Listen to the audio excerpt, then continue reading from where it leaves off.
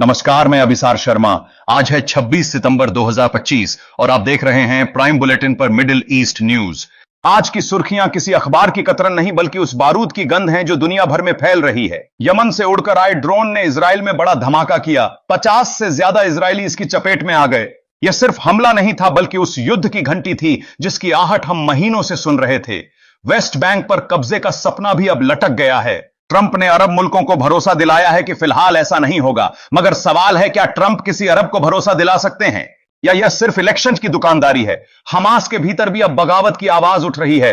वहीं इजराइल की सेना का नया दांव है, गजा सिटी को खाली करा दो, लेकिन हजारों फिलिस्तीनी वहां डटे हुए हैं। धमकियों के बावजूद शहर छोड़ने से इनकार कर दिया है, क्योंकि अगर शहर छोड़ देंगे तो फिर वतन कहां रहेगा। ईरान ने भी बड़ा धमाका किया है, बम से नहीं बल्कि कागजों से। इजराइल के न्यूक्लियर प्रोग्राम से जुड़े अहम दस्तावेज और फुटेज जारी कर दिए। यूएन में ईरान ने साफ कहा है एटमी हथियार कभी नहीं बनाएंगे, लेकिन आप और मैं जानते हैं कि इस बयान पर कौन भरोसा करेगा और कौन नहीं। तो यह थी कुछ सुर्खियां, लेकिन याद रखिए सुर्खियां हमेशा हकीकत से छोटी होती हैं। असल सच्चाई तो उन कहानियों में छिपी है जो कैमरे से नहीं आंखों से दिखाई देती हैं। चलिए करते हैं शुरुआत इस शो की, लेकिन उससे पहले एक छोटा सा अनुरोध है। अगर आपने अभी तक हमारे इस वीडियो को लाइक नहीं किया है तो कर दीजिए, शेयर कीजिए अपने दोस्तों और परिवार के साथ और कमेंट में बताइए आप यह वीडियो भारत के किस शहर या राज्य से देख रहे हैं। दोस्तों, बुध की रात इजरायली अखबारों ने एक खबर छापी। खबर यह है कि यमन के हूथी मूवमेंट का एक ड्रोन इलाज शहर में गिर गया। धमाका इतना बड़ा था कि करीब 50 इजरायली जख्मी हो गए। इनमें 2 की हालत बेहद नाजुक बताई जा रही है। 7 लोगों को हल्की चोटें आईं और एक शख्स को मध्यम चोटें लगीं। बाद में अपडेट आया कि सभी घायलों को अस्पताल में भर्ती कर लिया गया है। इजराइल के पब्लिक ब्रॉडकास्टर कान ने साफ कहा है कि ड्रोन एक हॉस्टल के पास गिरा और धमाके से कई कमरों को नुकसान पहुंचा। सवाल यह है कि इजराइल का वह मशहूर एयर डिफेंस सिस्टम आयरन डोम आखिर कहां था। हूथियों का एक ड्रोन ना रोका जाना इजराइल की रक्षा व्यवस्था के लिए एक बड़ी शर्मिंदगी है। जेरूसलम पोस्ट ने लिखा है कि आयरन डोम से हू ड्रोन को रोकने की 2 बार कोशिश हुई, यानी 2 बार मिसाइलें दागी गईं, लेकिन सिस्टम नाकाम रहा। मिसाइलें हवा में गईं और ड्रोन सीधा शहर में आ गिरा। अब इजरायली डिफेंस फोर्स जांच कर रही है कि आखिरकार आयरन डोम फ्लॉप क्यों हुआ। लेकिन दुनिया जान रही है कि आयरन डोम अब उतना अजय नहीं रहा जितना इसे बताया जाता था। उधर अमेरिका के सदर डोनाल्ड ट्रंप ने अरब और खाड़ी देशों के नेताओं को भरोसा दिया है कि वे इजराइल को वेस्ट बैंक पूरी तरह हड़पने नहीं देंगे। ट्रंप का बयान बड़ा अजीब था। उन्होंने कहा कि फिलिस्तीन जितना आजाद है उतना तो रहेगा, यानी आजादी नहीं, उसकी सीमा तय कर दी गई है। दोस्तों, अगर डोनाल्ड ट्रंप अपना वादा निभा जाते हैं तो यह फिलिस्तीनियों के लिए एक राहत भरी खबर होगी। लेकिन अगर उन्होंने वादा तोड़ दिया तो खतरा सिर्फ फिलिस्तीन तक सीमित नहीं रहेगा। गल्फ में अमेरिका की मौजूदगी ही सवालों के घेरे में आ जाएगी। हुक्मरान भले ही खामोश रह जाएं, मगर अरब देशों की आवाम का गुस्सा जरूर उबल पड़ेगा। इजराइल अगर वेस्ट बैंक को पूरी तरह निगल जाता है तो यह वही वादा होगा जिसे ट्रंप ने कल न्यूयॉर्क में यूएन जनरल असेंबली के मौके पर अरब और खाड़ी नेताओं से मुलाकात के दौरान किया। रीजनल अफसर पहले ही कह चुके हैं अगर इजराइल ने कब्जा बढ़ाया तो गज्जा का संघर्ष और भड़क जाएगा और जो नॉर्मलाइजेशन के समझौते हैं उन पर सीधा असर पड़ेगा। लेकिन इजरायली प्रधानमंत्री नेतन्याहू की सरकार बार बार कहती रही है कि वह फिलिस्तीनी राज्य के कायम होने के रास्ते को रोकना चाहती है। कब्जे वाले इलाकों पर कंट्रोल बढ़ाने की जिद उसी एजेंडे का हिस्सा है और यही जिद पूरे क्षेत्र को बारूद के ढेर पर बैठा रही है। अरब और गल्फ देश अब अमेरिका पर दबाव डाल रहे हैं कि वह गज्जा की जंग को रोकने के लिए दखल दें। उन्होंने चेतावनी दी है कि वेस्ट बैंक का कब्जा अब्राहम अकॉर्ड्स को ठंडा कर देगा। वह वही समझौता है जिसे ट्रंप ने बड़ी शोर शराबे के साथ दुनिया के सामने बेचा था। यूएई ने तो साफ शब्दों में कह दिया है कि वेस्ट बैंक पर कब्जा उसकी रेड लाइन है। अगर इजराइल ने यह कदम उठाया तो नॉर्मलाइजेशन का खेल वहीं खत्म समझिए। इधर गज्जा में सीज फायर की बातचीत चल रही है। ट्रंप के middle east envoy Steve Witkoff ने दावा किया है कि आने वाले दिनों में कुछ बड़ी प्रगति हो सकती है।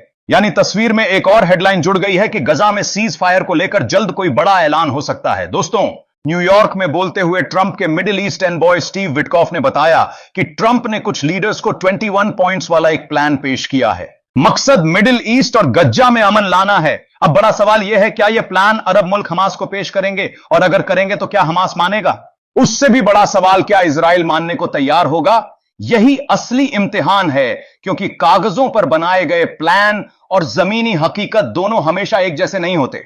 इधर इजरायली फौज के chief of staff lieutenant general Herzi Halevi Gaza वालों से सीधे सीधे अपील कर रहे हैं कि उठो, हमास के खिलाफ बगावत करो। बाकायदा बगावत की अपील। गजा सिटी के एक इलाके का दौरा करते हुए उन्होंने कहा कि जो लोग शहर छोड़ चुके हैं उन्हें साउथ की तरफ ले जाकर हिफाजत दी जा रही है।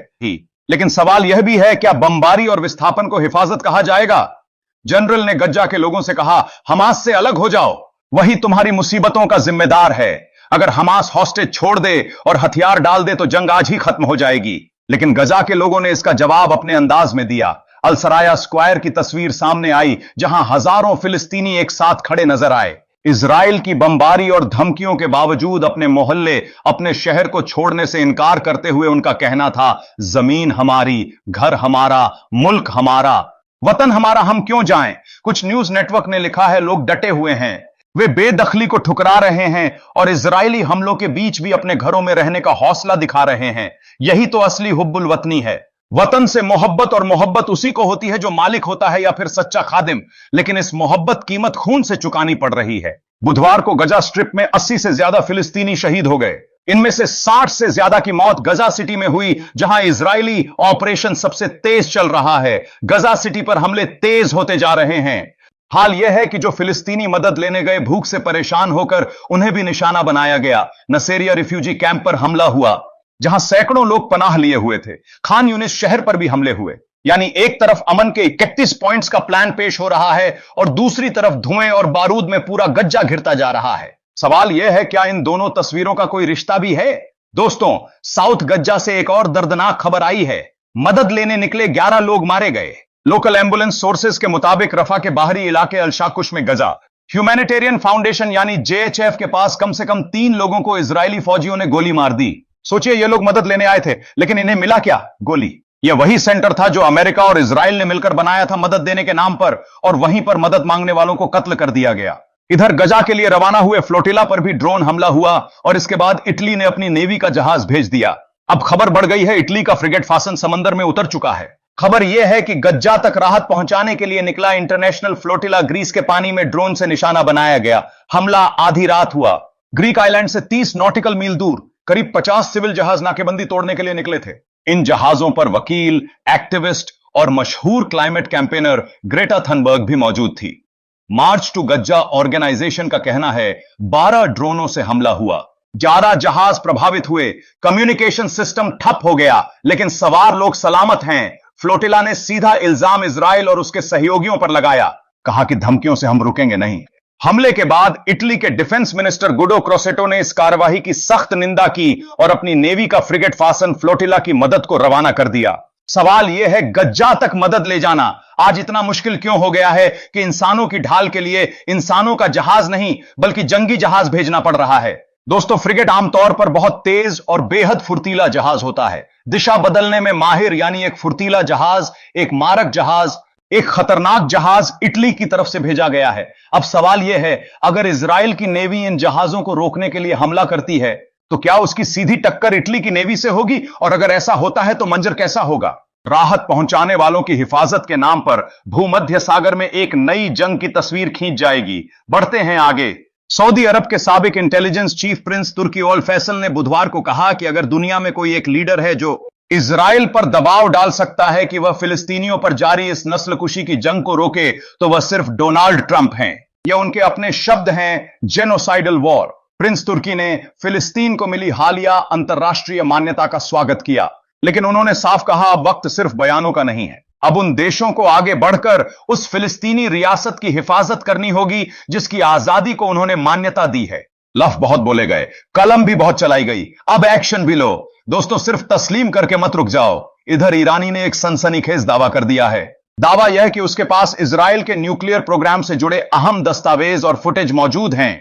ईरानी स्टेट टीवी ने तस्वीरें और कागजात दिखाए जिनमें इजरायली साइंटिस्टों के पासपोर्ट, मिलिट्री साइट्स की लोकेशन और यहां तक कि डिमोना रिएक्टर के अंदर से शूट की गई फुटेज भी शामिल है। दोस्तों, यह बेहद बड़ी खबर है। दुनिया जानती है डिमोना वही जगह है जिसे मिडिल ईस्ट का अकेला लेकिन गैर एलानिया न्यूक्लियर आर्सेनल माना जाता है, यानी एटमी हथियारों का जखीरा। इजराइल न कभी इसे मानता है न कभी इसे झुठलाता है। ईरानी टीवी पर दिखाई गई इस डॉक्यूमेंट्री में इंटरनेशनल एटॉमिक एनर्जी एजेंसी के चीफ राफेल ग्रोसी की प्राइवेट तस्वीरें भी दिखाई गईं। यहां तक कि एक तस्वीर में वो मिनी माउस कॉस्ट्यूम पहने एक शख्स को चूमते नजर आते हैं। अब सवाल यह है, क्या ईरान के पास सचमुच इजराइल के न्यूक्लियर प्रोग्राम से जुड़े राज हैं, या फिर यह एक मनोवैज्ञानिक युद्ध है? और अगर यह सच है तो इजराइल अपनी सबसे बड़ी ताकत यानी गुप्त न्यूक्लियर हथियारों का जखीरा दुनिया से अब और कितने दिन छुपा पाएगा? दोस्तों, ईरान के इंटेलिजेंस मिनिस्टर इस्माइल खतीब ने एक चौंकाने वाला दावा किया है। उनका कहना है, जून में जो गुप्त जानकारी मिली उसी के आधार पर ईरान ने इजराइल के अंदर कई संवेदनशील साइट्स को निशाना बनाया था। ईरान यह भी कह चुका है कि जंग शुरू होने से पहले ही उसके हाथ हजारों क्लासिफाइड इजरायली दस्तावेज लग चुके थे, जिनमें न्यूक्लियर और मिलिट्री साइट्स की डिटेल भी शामिल थी। मुझे लगता है यह खबर इतनी बड़ी है कि इस पर एक पूरा शो अलग से बनाना पड़ेगा, और शायद बनाना भी चाहिए। इसी बीच ईरान के सदर मसूद पेजिशियान ने कल रात संयुक्त राष्ट्र की जनरल असेंबली से अपना पहला वैश्विक संबोधन दिया, और इस मंच से उन्होंने इजराइल और अमेरिका पर सीधा हमला बोला। पेजिशियान ने कहा, जून में हुए हमलों ने दुनिया के एतबार और पूरे इलाके में अमन की उम्मीद पर गहरी चोट पहुंचाई है। याद दिला दूं कि जून की वही 12 दिन की जंग थी जिसमें ईरान के कई बड़े फौजी, सियासी लीडर और साइंटिस्ट मारे गए थे, और अब उसी जंग के बाद उनकी पहली ग्लोबल स्पीच सदर पेजिशियन मंच पर शहीदों की किताब लेकर पहुंचे थे डिटेल्स के साथ। यह सिर्फ किताब नहीं थी, यह एक बड़ा पैगाम था, दुनिया के सामने एक प्रतीक कि ईरान अपने नुकसान को भुलाएगा नहीं। लेकिन उनकी इस गरजती हुई स्पीच के बीच उन्होंने एक और साफ बात कही। उन्होंने कहा, ईरान का मकसद कभी भी एटमी हथियार बनाने का नहीं रहा। मैं इस असेंबली के सामने एक बार फिर कहता हूं, ईरान ने कभी एटमी बम बनाने की कोशिश नहीं की और ना ही करेगा। हमें एटमी हथियार नहीं चाहिए। यानी यूएन के मंच से ईरान का सदर खुद कह रहा है, एटमी बम नहीं चाहिए। लेकिन सवाल यह है, क्या दुनिया, खासकर पश्चिमी ताकतें इस बात पर यकीन करेंगी? ईरानी सदर ने ब्रिटेन, फ्रांस और जर्मनी यानी E3 देशों पर भी सीधा हमला बोला। कहा कि यह मुल्क अमेरिका के इशारे पर ईरान के खिलाफ इंटरनेशनल पाबंदियां वापस लाने का प्रोसेस शुरू कर चुके हैं। याद रहे, 28 अगस्त को E3 ने 30 दिन का टाइमर शुरू किया था, यानी 27 सितंबर तक ईरान पर संयुक्त राष्ट्र की सख्त पाबंदियां दोबारा लग सकती हैं। और अगर यह पाबंदियां लग गईं तो ईरान की अर्थव्यवस्था के लिए सांस लेना मुश्किल हो जाएगा। अब बड़ा सवाल यह है, ईरान के हाथ में सचमुच इजराइल के न्यूक्लियर प्रोग्राम की फाइलें हैं, या यह महज पॉलिटिकल प्रेशर है? और अगर पाबंदियां दोबारा लग जाती हैं तो क्या ईरान वाकई एटमी हथियार से दूर रहेगा? अगर आपको यह वीडियो जानकारी देने वाला लगा तो इसे लाइक कीजिए, जितने ज्यादा लोगों तक हो सके शेयर कीजिए, और अगर अब तक आपने चैनल को सब्सक्राइब नहीं किया है तो अभी कर लीजिए, क्योंकि आगे भी हम आपके लिए लाते रहेंगे वो खबरें जिन पर अक्सर दुनिया चुप रहती है।